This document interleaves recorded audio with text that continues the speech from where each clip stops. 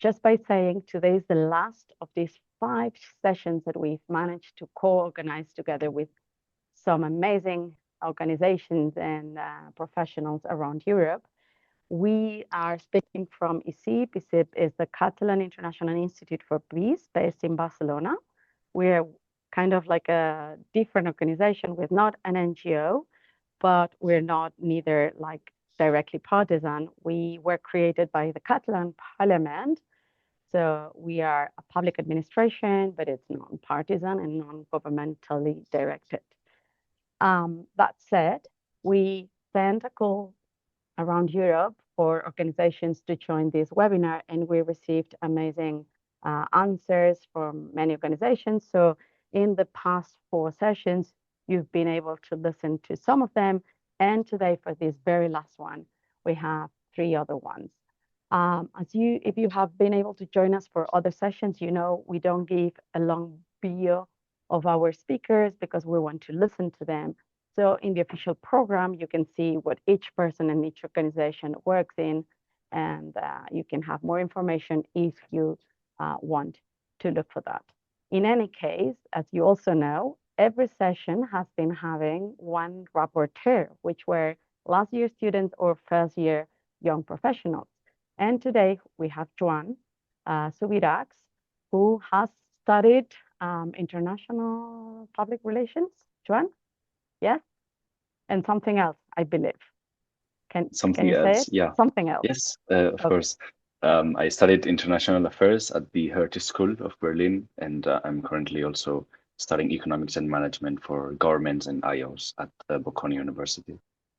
Thank you very much. So this was our idea so that we can start supporting young people who want to continue their or begin their careers in the peace, security, conflict sector. And this way we had an opportunity, but also we can connect with them. All the rapporteurs not only moderate the session, but then at the end, they give us their conclusions. So I believe we have people in. So let me just say today we're also having my colleague and Eugenia of the communication sector team, sorry, and our wonderful interpreter, Ana Puig, who will be available. Lana estará disponible a la producción.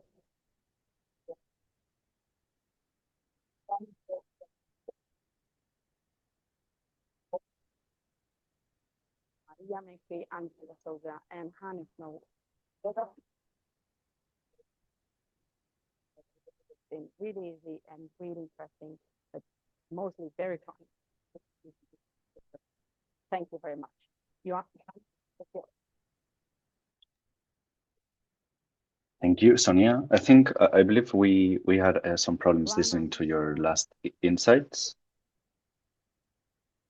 Can you hear me? I believe okay. If you can hear me, then I'll start the session. I was just saying that we had some trouble listening to your last part, but let's delve into it. So again, thank you, Sonia, for this introduction, and to organizers, Paul, also to make this session possible. I'd like to welcome everybody to today's session on creating security beyond the military. The key question guiding our discussion today is really just what else? What else is there to provide national, international security apart from conventional military forces? So this session, as Sonia said, is the last of the Rethinking Security in Europe cycle of webinars organized by the International Castle Institute for Peace to contribute to a broader reflection on security in Europe, approached from a peace-oriented and plural perspective. And for this last session, we have the pleasure to host today Maria Mekri from SaferGlobe, Hannes Swoboda from the International Institute for Peace, and Andrew de Sousa from Quaker Council for European Affairs. So before delving right into the discussion, let me briefly explain how the session will work. We'll have a first short round of 6-minute initial interventions, which will then be followed up by a moderated dialogue of 3-minute interventions by the panelists. And then the last 10 to 15 minutes will be reserved for the audience to participate with questions and answers, for which we encourage all of you to write them on the chat. and then we'll eventually conclude with a wrap up of the discussion.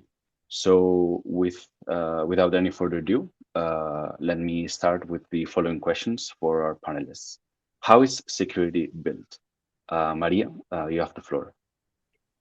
Thank you very much, and thank you very much for the organizers of this great panel. It's fantastic to be here. Security is built comprehensively. So what I mean by that is that we build security together, having the whole society on board, and we build security by providing for the different security and increasingly safety needs of different kinds of people in our societies, including the very most vulnerable of people. Our focus very often is the front line of battle, the very worst that can happen in a conflict where soldiers die and weapons are used. This is typically the realm of soldiers, not of civilians, but it is a very limited realm of what's happening in times of conflict and in times of insecurity. Somehow this segment, which is quite small, takes over our imagination, so we forget about what happens around the front lines. Even if you look at military use of military resources, some calculations are that only 2% of military resources are used for active warfare, that 98% of just military resources are used to ensure that we have military and defensive capabilities, so sustaining the military complex rather than using that in any kind of battle. Yet somehow our view has become very narrowed to this frontline war, and we forget temporal dimensions. So this means everything that has happened before, everything that is happening during, outside the front lines, and everything that will happen after. During the whole conflict cycle, as it's called, we need to have preventative mechanisms where we try to ensure that as few people suffer as possible, and that we maintain and ensure that our societies can withstand the stress. However, what we are now looking at more and more are complex conflicts, which at the same time may be heating up and slowing down, which often have other dimensions, including disasters, natural disasters caused by climate change, and also mis and disinformation or foreign information warfare, which then leads us to think about really how we build resilient societies. That if we are dealing with things like disinformation, this is no longer in the military realm, but it is really about how we as individuals and societies are resilient to negative impacts on our society. And one commonly forgotten fact, there are very few facts when it comes to actual conflict, but there are a couple. And one is that during times of conflict, criminality increases. Criminality, both in terms of violence, but also organized crime, any kinds of looting, using the weakness of the society increases.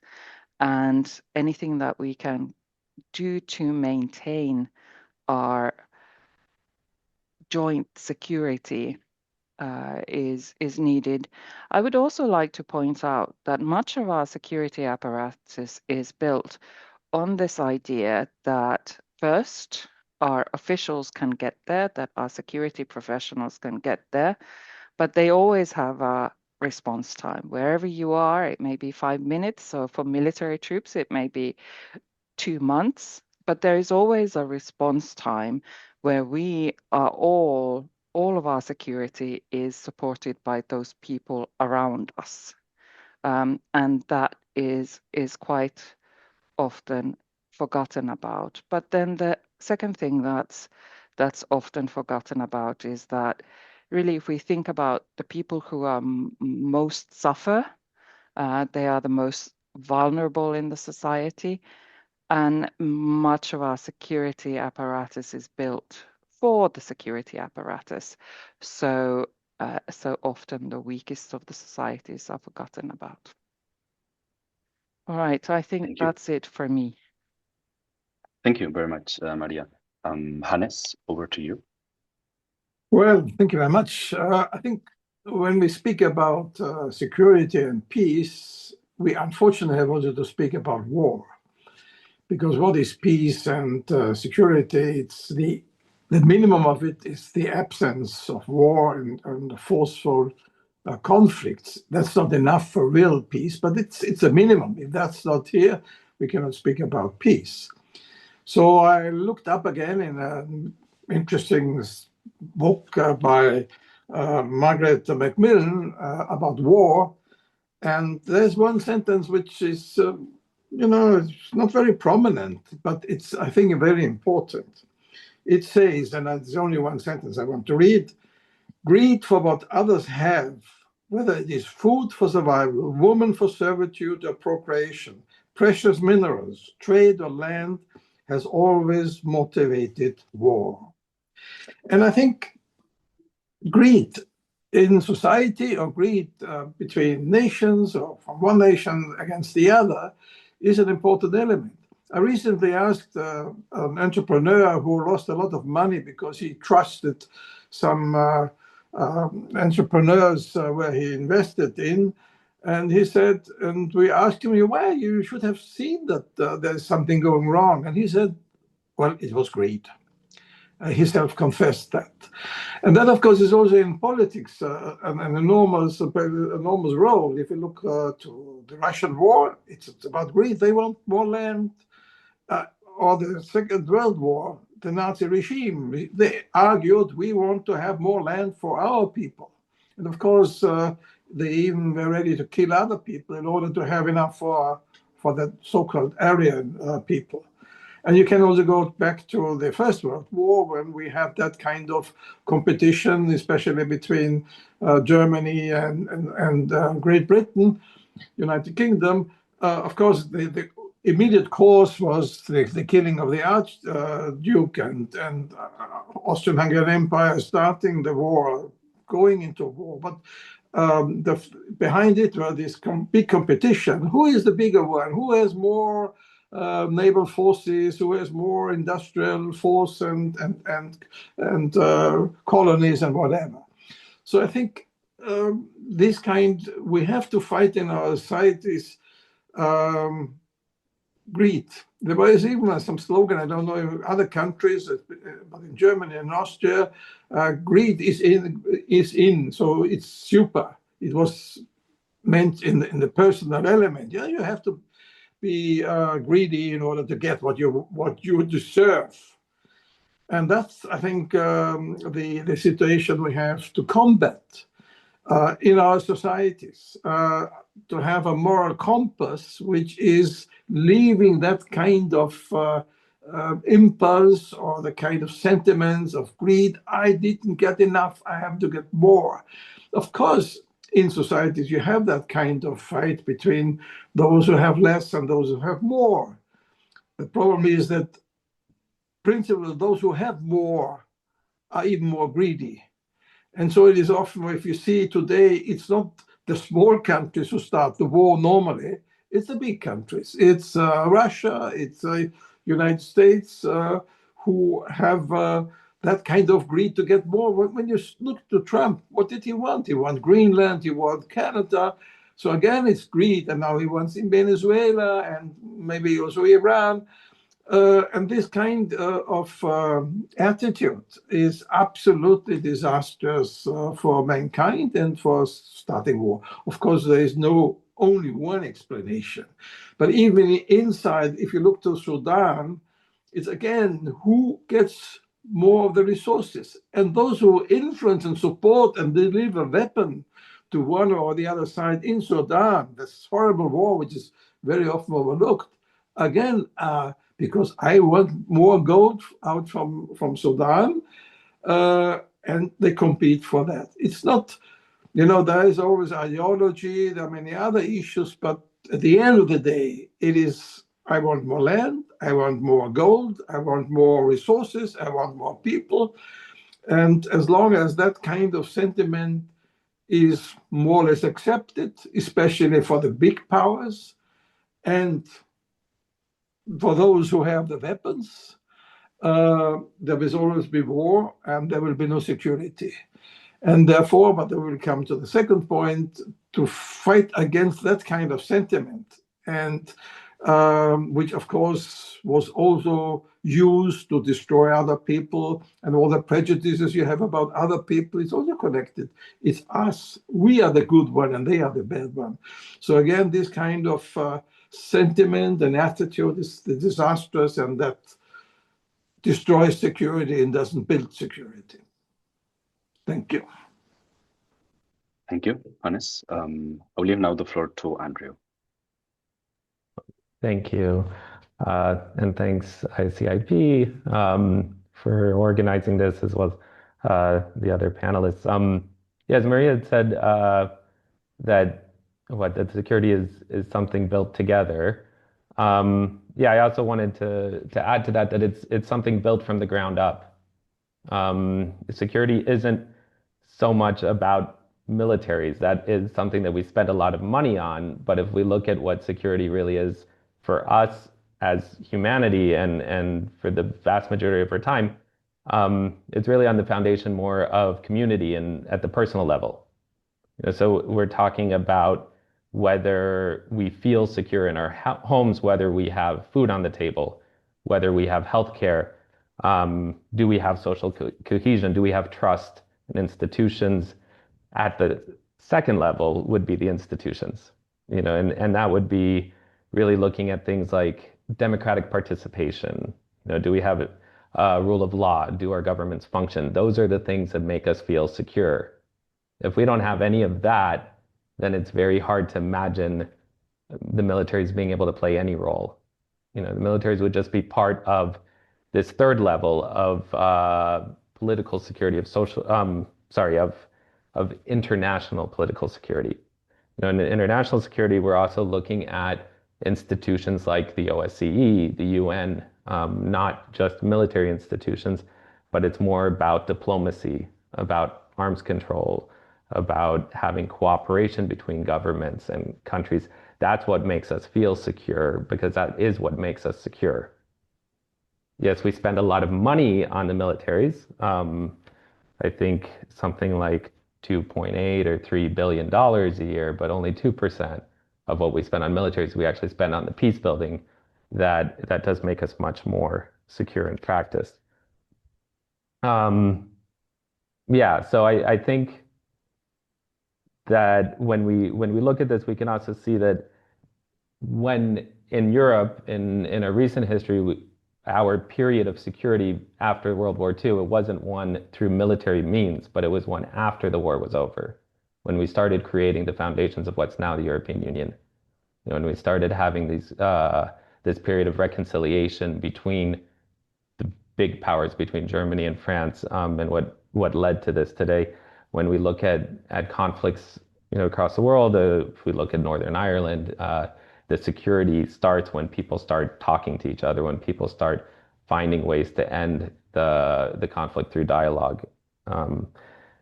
So when we ask what builds security, it's people, but it's people from the bottom up.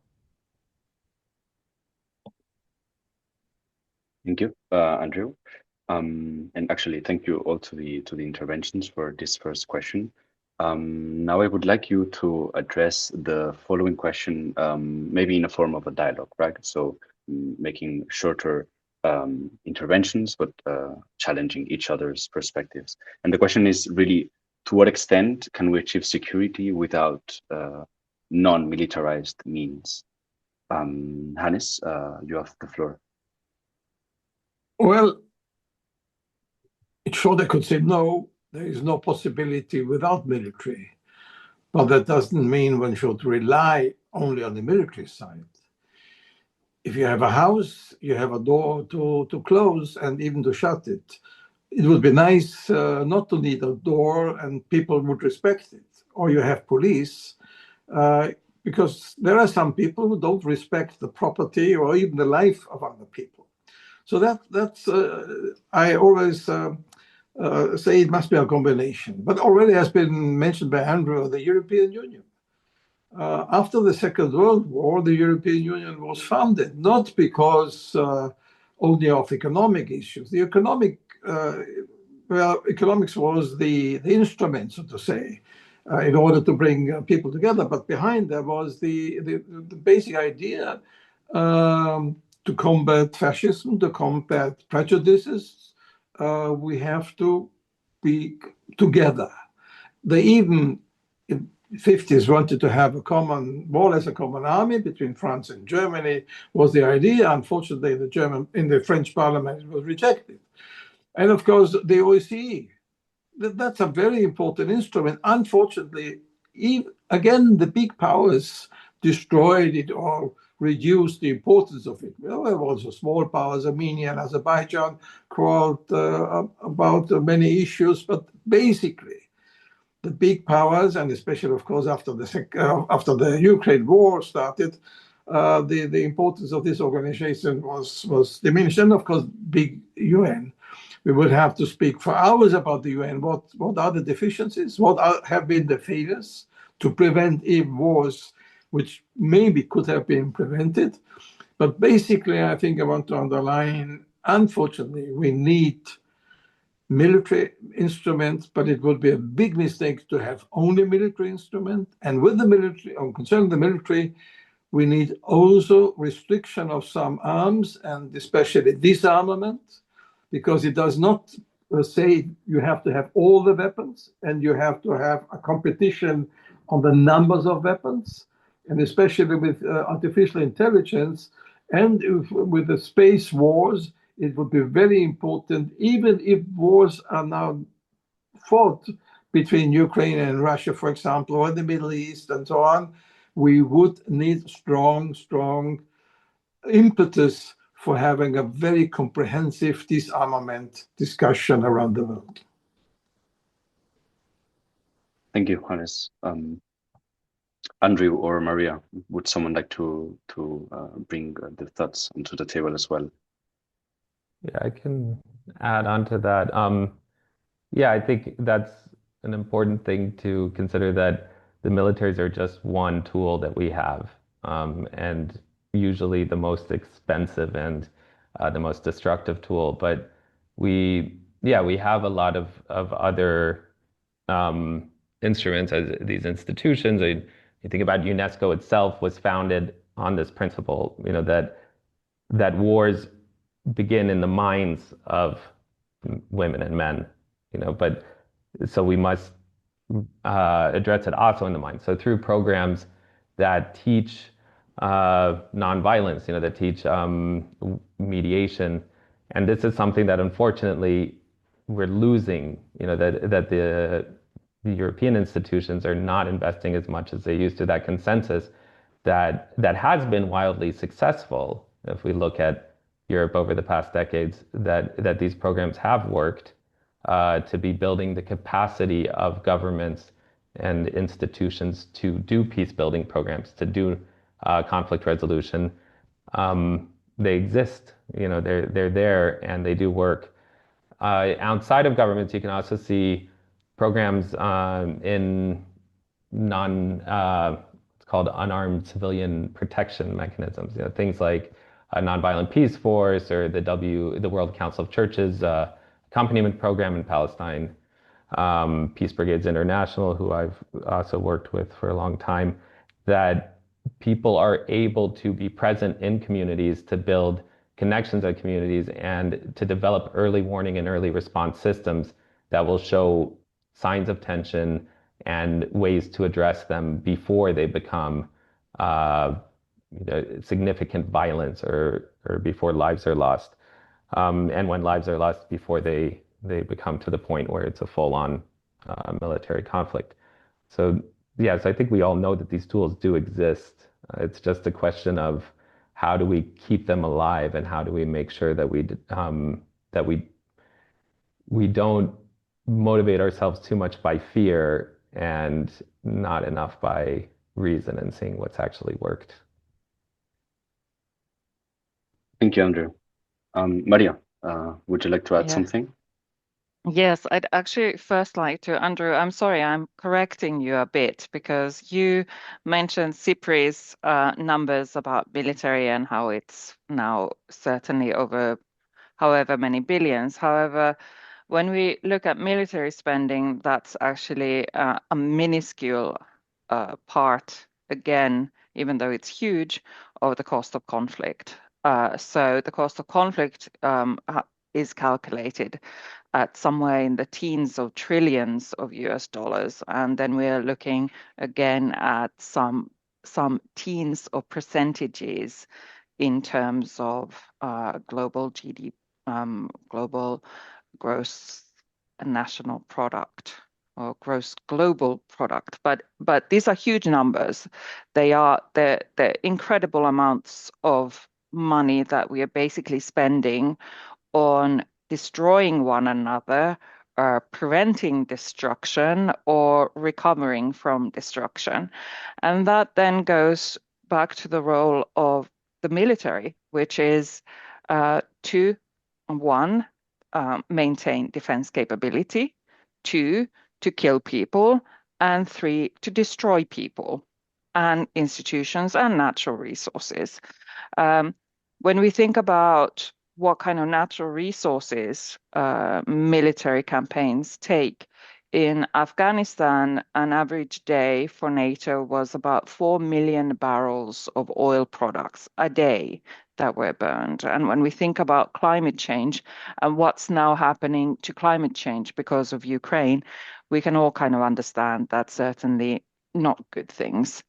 But because the military has such a kind of a limited role, we should understand that the military doesn't build things. It does not create peace. It does not create societies, nor does it build functional structures for people or jobs or anything that we need in a society. Military can calm the situation so that you're able to do the building work. And here is where civil-military collaboration is crucially important, because civilians cannot go into unsafe areas. So certainly military has a key role in certain situations, but it just is not the only entity, and the collaboration needs to be very close.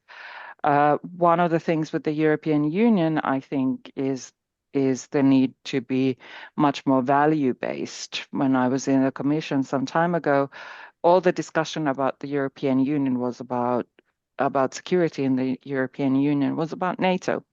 And so you'd ask an EU official, what about security? And they'd say NATO this and NATO that. And then I'd say, well, what about you? This is the European Union. We are the European Union. We need to have internal security. How are you building that internal security for all Europeans? And they would say, and NATO, and NATO. And I think there is something to be said about the value base of what we want Europe to be, which in my opinion should be a really good place for people to live. That's where Europe can compete, is as a great place for people to live. Hannes brought this question of greed, and I think what some of the most interesting peace building mechanisms at the moment are very covert mechanisms by which you undo the possibility of greed or of any kind of benefits from war and increase peace dividends.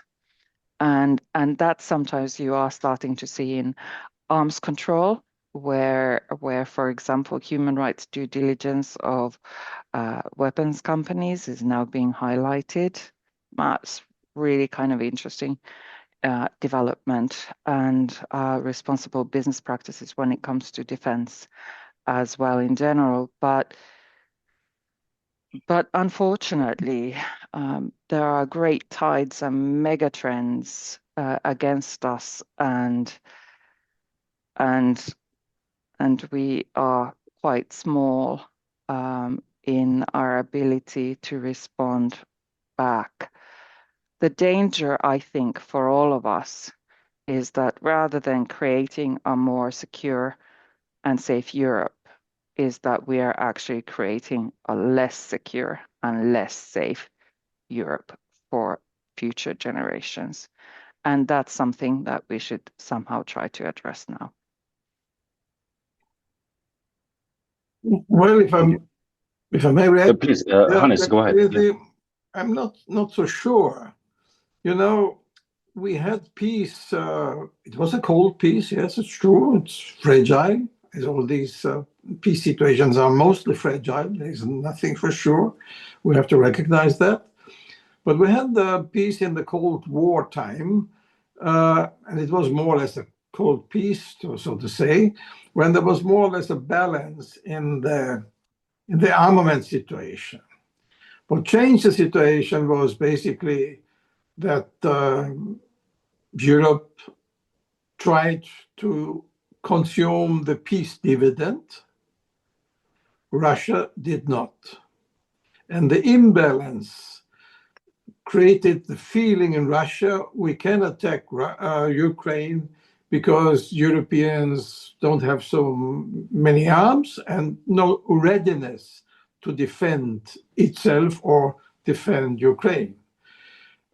US was for a certain time ready to do it, but then came Mr. Trump and was not really ready, or at least he wanted to get a lot of money out of it. So he sells now the weapons to Europe. So I think you have, realistically, you have to find a situation where there is a balance in the armament, hopefully very low balance, yeah, but de facto, and that's unfortunate, with the new drone system, for example, and all kind of rockets, it will be not so low, the level of armament, which should be balanced.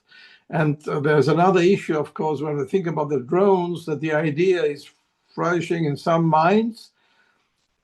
War will not be so dangerous anymore because we just send drones and robots, and they will fight against each other.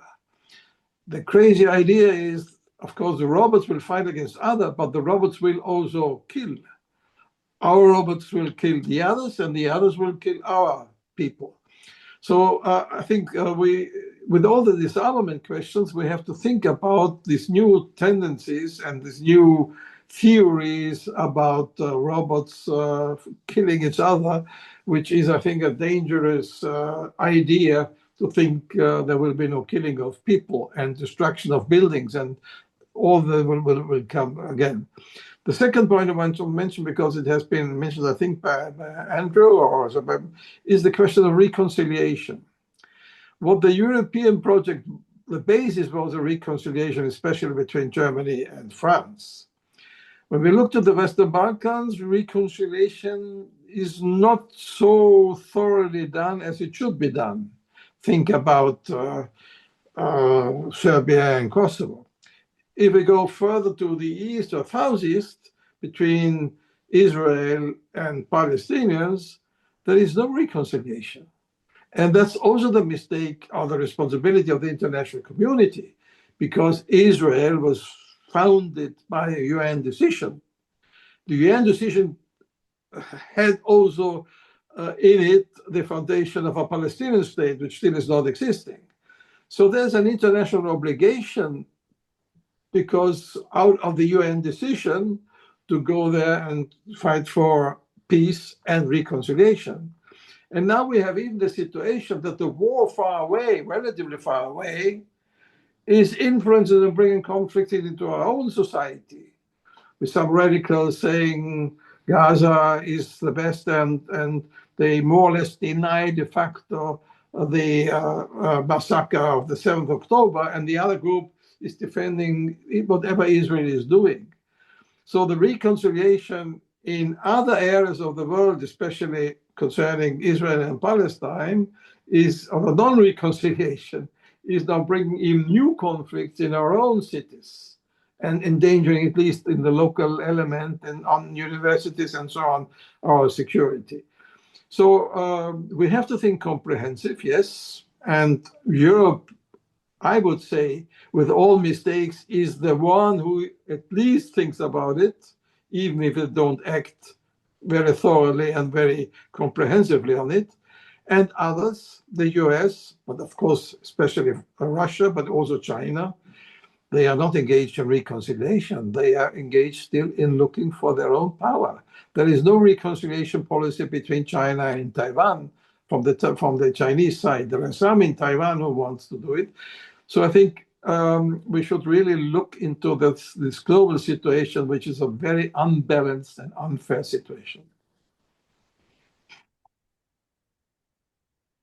Thank you, Hannes. I'm not sure if Andrew would like to add something to this discussion. I did want to just respond a little to because Hannes brought up deterrence, and I mean I think we can think about when Russia began the invasion of Ukraine more than a decade ago. You know, the level of deterrence that was in place at that time when you had the United States and Western Central Europe fairly united with all of the nuclear and military power behind it, and whether that worked or not.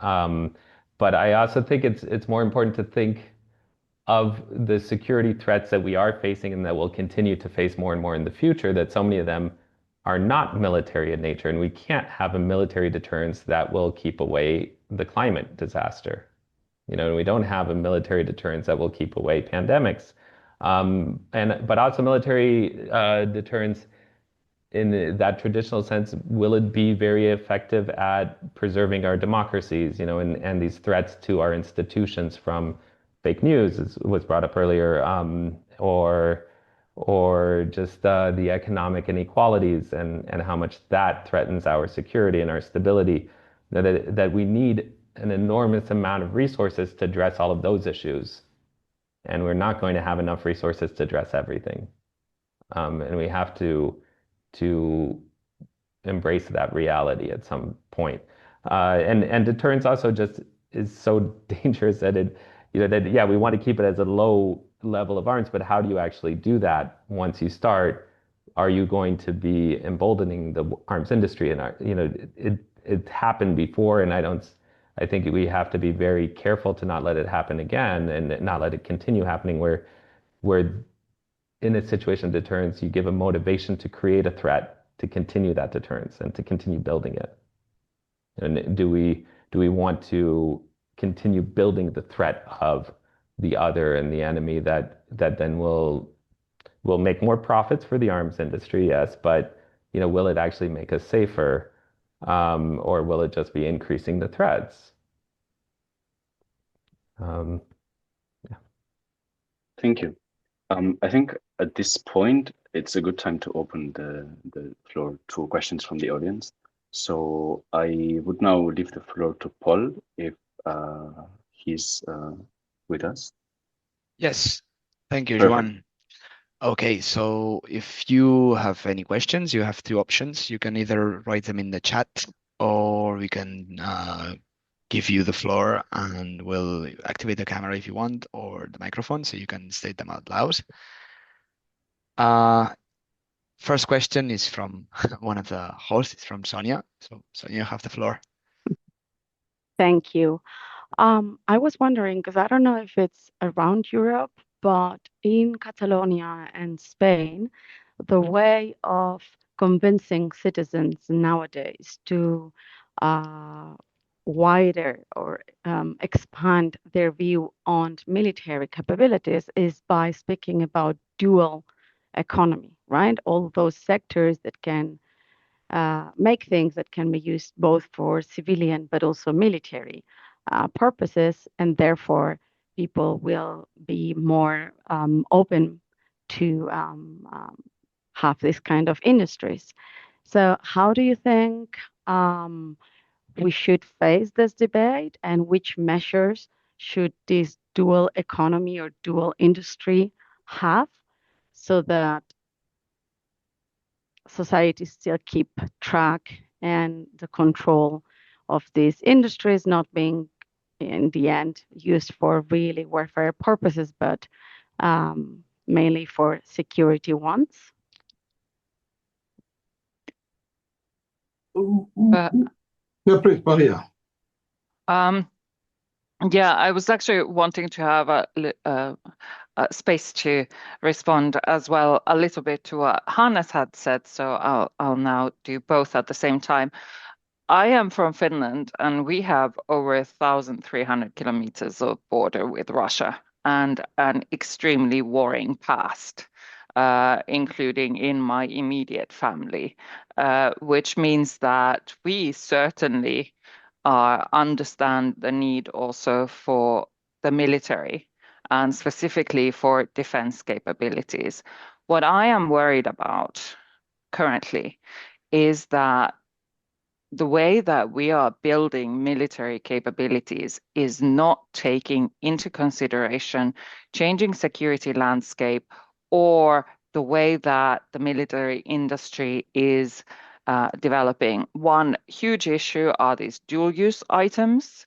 European Union has, for example, in its EU AI Act, for civilian products, it has prohibited ethnic profiling.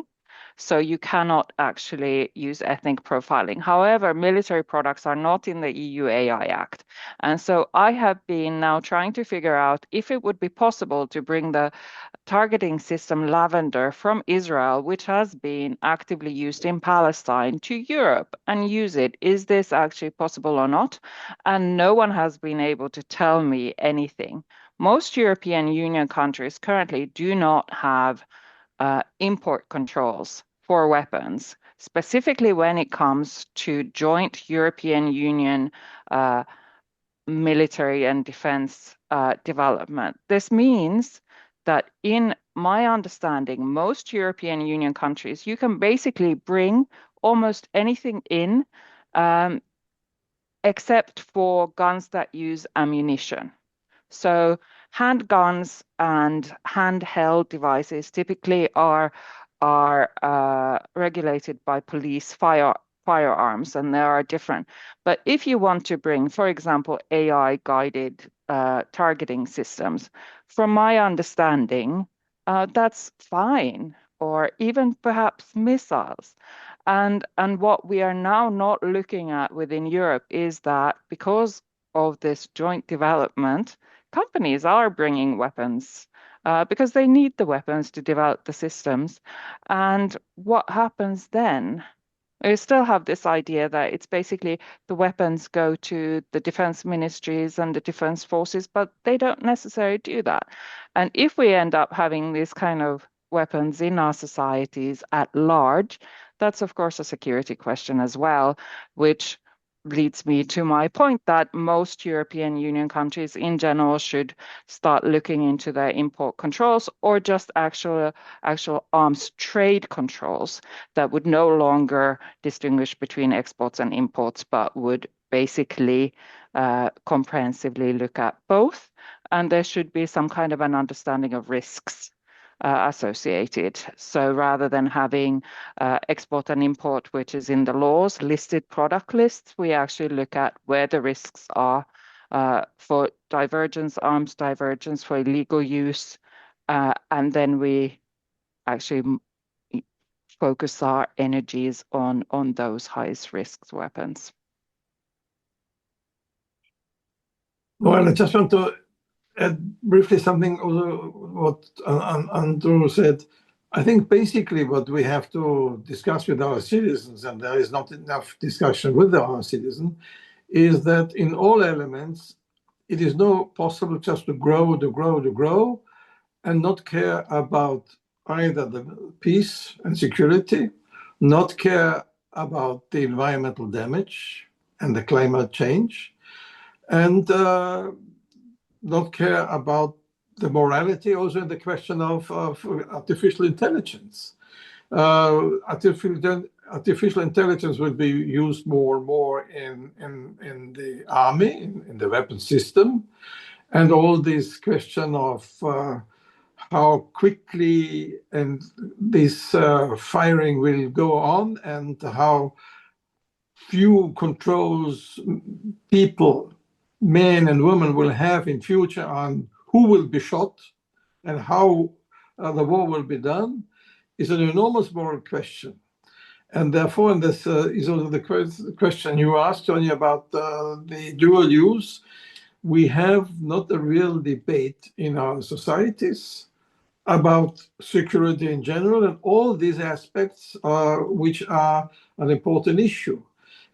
Recently, only very few years ago, it was more or less totally anathema to have military research supported or even done at university or supported by public funds.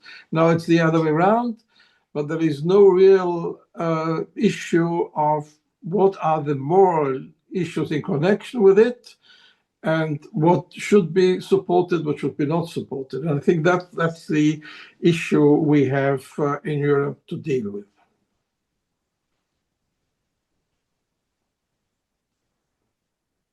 Thank you, Hannes. Thank you, Maria. Andrew, I don't know if you would like to add something to that.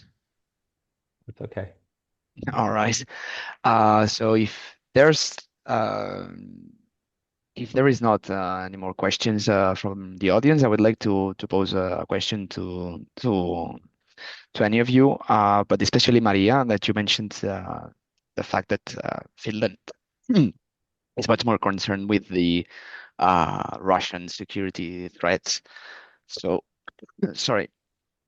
So the idea behind the Rearm Europe and Readiness 2030, it argues that the trigger for this necessity for rearmament has been Russia's aggressive takes. You know, the invasion of Ukraine. It has been the driver behind the EU's push for significantly increased defense spending and industrial capacity. So to what extent is Europe building a long-term security architecture, and to what extent is it specifically reacting to the specific Russian threat? So, in other words, if the war ended tomorrow, would the rationale for rearm Europe remain the same? I don't know, but I hope that we would jointly as Europe have much closer military collaboration. That's my hope. I think in the future, one of the theories of why this war in Ukraine has been this idea that Russia is now looking at a future world order where China is the major superpower, US is second, and is trying to figure out who comes third or fourth, and wants to make sure that it's not the European Union. And with Russia, unfortunately, military power really does count. The logic is very much about aggressiveness and military power. We have had and tried and continue to, well, actually, currently we don't, but we have had decades of trying to have multiple levels of strategic connection and contact with Russia, including fast-speed railways to St. Petersburg, because Finland has recognized that for us, a strong democratic Russia is what keeps us safest. But that is not the logic of today. And if we're looking at all of these other alternatives, I think it's quite clear that as unified Europe, we are each other's best protection. However, what I would like, in addition to these big questions, is kind of smaller subsidiary questions. So, for example, when we're looking at the way that the military equipment is now being developed, we're not looking at kind of what I would call positive dual use or environmental factors at all, because when you are pumping this much money into any industry, this would be a huge opportunity to start actually thinking about how military equipment could maybe not ruin our environment as much as possible. Is it more possible to have lighter tanks? Is there something beyond just, expense that would allow us to create some kind of weapons? Could we, for example, attach some kind of ground sensors into the tanks in Ukraine so that we would know how much the ground has been polluted already, and we could have post-war ground rehabilitation programs, because we know that the ground is poisonous. And within Europe, we don't want to have these areas which are not suitable for human inhabitation. Could we use them somehow to gather some positive information that supports future peace building? I think at this time, when we are using record amounts of money in defense, we should be also requiring and asking them to do something additional to what they have done before. And that is to really think about defense as a part of the society as a whole, and try to develop the technology so that they also would possibly support peace building in the longer term. If I may add, I mean, I fully agree Absolutely. with Maria on that point, but I want to briefly come back to the Russia point. I was when I was in European Parliament, and for some time I was a rapporteur for Russia, and my proposal was in this report to see Russia as a strategic partner many years ago. There was much opposition in the Parliament, especially by representatives from the Baltic countries, Poland, and so on. So we said it should be potentially a strategic partner. But unfortunately, it is not, and it became not. And unfortunately, the others have been right. I was too naive, too optimistic. What is possible? But still, we have to think that Russia stays here where it is. And all these fantasies about Russia falling apart and whatever, they are fantasies. We should find, let's say, a policy where we think that even if Russia stays as it is, but there is some possibility of a ceasefire and maybe sometimes a peace agreement, who are in Russia or possible partners for a dialogue, for a discussion? Because at the end of the day, already now we have to think about it. The other issue, for example, and this is connection with Russia, is the whole Arctic area. We know that there is the US, there's China, there's Russia, and there are European countries who are competing. And because the environment has been mentioned, the environmental dangers of militarization of the Arctic is very, very, very real. And at least there is some element, we should look for some elements where, beyond our strong opposition towards what Russia is doing and criticism of China and also criticism now of the US, to show that there's a possibility that this very critical, environmentally also very critical area of the Arctic, we don't try to get a new conflict, but try to prevent a new conflict and even perhaps find some sort of cooperation. For example, in the environmental issue. For example, concerning the resources in that area. So for me, this is also important. Yes, the military has an important element, and also in the Arctic, but we also have, parallel to the military buildup, beyond the question what Maria just mentioned, we have to think about the regions where is a possible conflict. Because when we have a conflict or even a war in 10 years' time, people will say, are you crazy? Why didn't you think about it? So we should think about it and should take some measures against these possible conflicts. Yeah, and I think that's a reality, is that Russia, we can't sit around and just wait for Russia to disappear. At some point, with this conflict, there needs to be a discussion with Russia, whether, whether we feel it's possible or not. Like, there's not going to be a way to end the war, even if it's ended militarily, without having some form of discussion with them. So that needs to happen.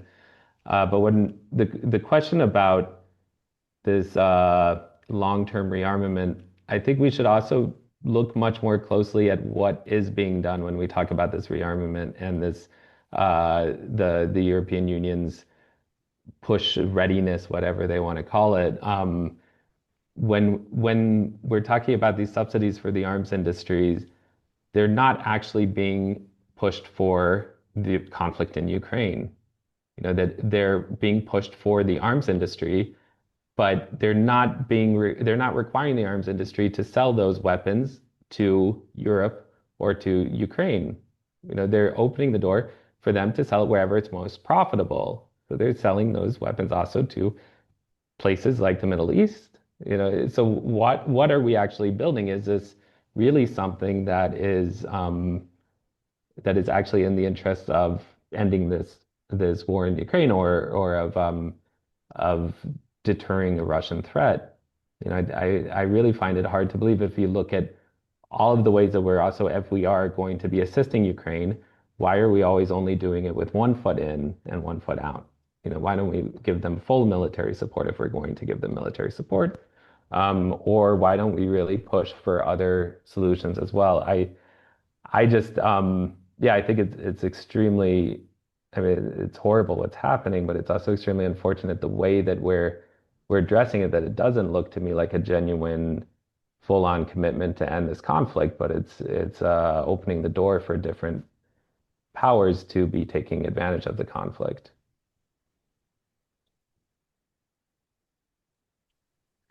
Thank you all, to all three of you. And well, with that, we end the Q&A session from the public. We just have a little bit of time, so that no, yeah, we have a question. One last question from Delinda Altringham. Sorry if I messed up your name. She asks, when and how will ecocide, as a consequence of military conflict anywhere it happens, be taken into account, and countries and arms companies be made to make reparations? I'll answer this, because this is hugely fascinating, because the environment is actually a civilian in terms of humanitarian law, and hence destroying the environment is a violation of humanitarian law and wars and law of war. So we're watching this space and really seeing what happens in eastern Ukraine with the reparations, and whether some of the ecocide in eastern Ukraine is horrifying. And so from my understanding, it would count as actions against humanitarian law, and therefore there could be a legal process, including reparations. But this is new law, and we don't know what will happen yet. We only can hope. Yeah, I think it's clear that, I mean, when will be later than it should, because we saw the destruction of nuclear weapons, last century, and the ecocide, not just the human deaths, but the environmental impact of that. I mean, this isn't something that's actually new. It's just it's good that some momentum is building, but it is yeah. But it's also interesting now is this question of universal jurisdiction with regards to humanitarian law. And just not that long ago, Parisian courts found that Lafarge, this company, had acted against humanitarian law in, I think, Sudan, and had to pay huge reparations. So while it might not be the International Court of Justice or any of these larger courts, it seems that some smaller courts might also be taking these issues up. But we wait to see how this, and of course the law is still there. It's just how the law is used and how many national courts will be willing to take on these cases, which are complicated and costly. Yeah. Thank you so much for this final question. Now, yes, we will move on to the concluding remarks from Joan. Again, I'll give you the floor back to you, and then we will conclude the webinar. The floor is yours, Joan. Thank you. Thank you, Paul. So very briefly, but to conclude the session, highlighting some of the key takeaways of the discussion, I will start with the idea that, well, addressing the first question, right, about how is security built. Our panelists have proposed different ideas, right, about this issue. Hannes talked about actually why some of the drivers of not security but conflict, which is greed. It's actually it addressed the point from an anthropologic almost perspective, saying that it was already almost embedded in human nature. Then Andrew talked about how security is built bottom up, which goes through different layers. The individual layer, in which security covers basic needs. Then a second layer, which is about the collective, about securing security in the institutions, and then the third layer, which would be related to the military, about international political security, also at the multilateral level, to feel secure in that regard too. And then Maria, who also talked about how security is comprehensively built, so built together, encompassing all members and actors of society. But I will now turn actually to the main highlights of the dialogue, which I think is the interesting part. I think from this session, it could be argued that military is indeed one of the tools with which we can build security, or as it has been put forward, to maintain peace, to maintain the defense capabilities, calm conflicts. But of course, it comes at a cost. It's not just the single option. We've talked about deterrence. Yes, deterrence is needed, and balanced armaments are needed. But now and in the future, threats are increasingly not military in nature. There's also climate change risks. There's tech threats. So we actually need to consider deterrence capabilities in that regard too. Of course, this brings the issue of resources, but maybe that's a topic for discussion in the future. Then, of course, the cost of conflict, which is in trillions of US dollars, as it has been put forward. But then we need to consider the cost of recovery, the recovery from destruction to not only lives, but also critical infrastructures and natural resources. And then I would also like to bring the point about institutions, right? It has been put forward that mainly the EU, as the most prominent example, has often embraced this reconciliation policy, just looking at the history, of course, but most of the current conflicts are actually lacking this kind of approach.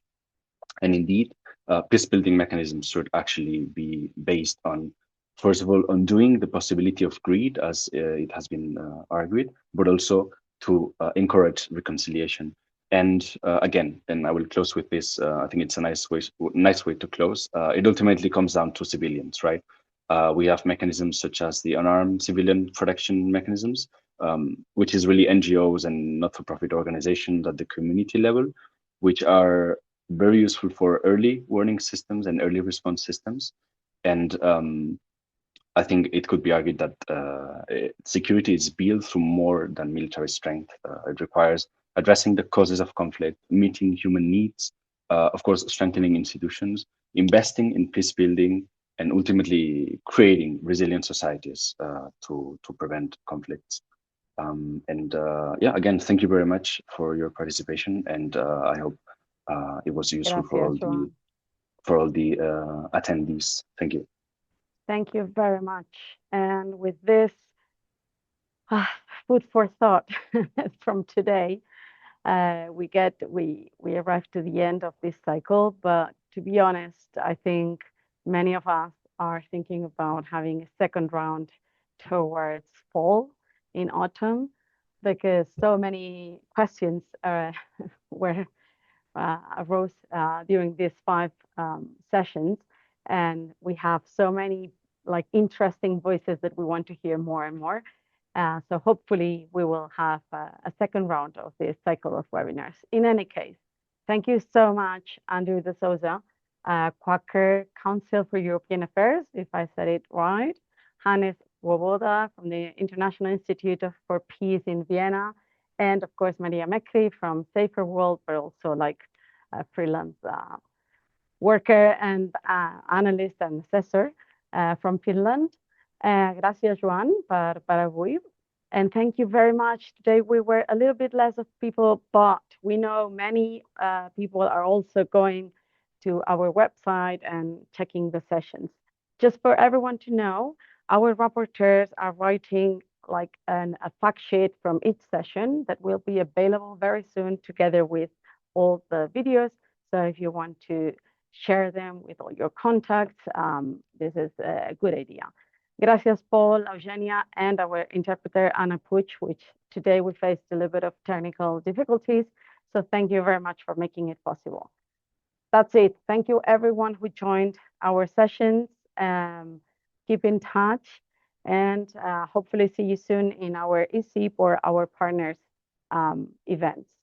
Thank you. Gracias a tothom desde Barcelona. Bye. Thank you very much. Yeah. Thank you very Bye. much. Muchas Bye-bye. gracias.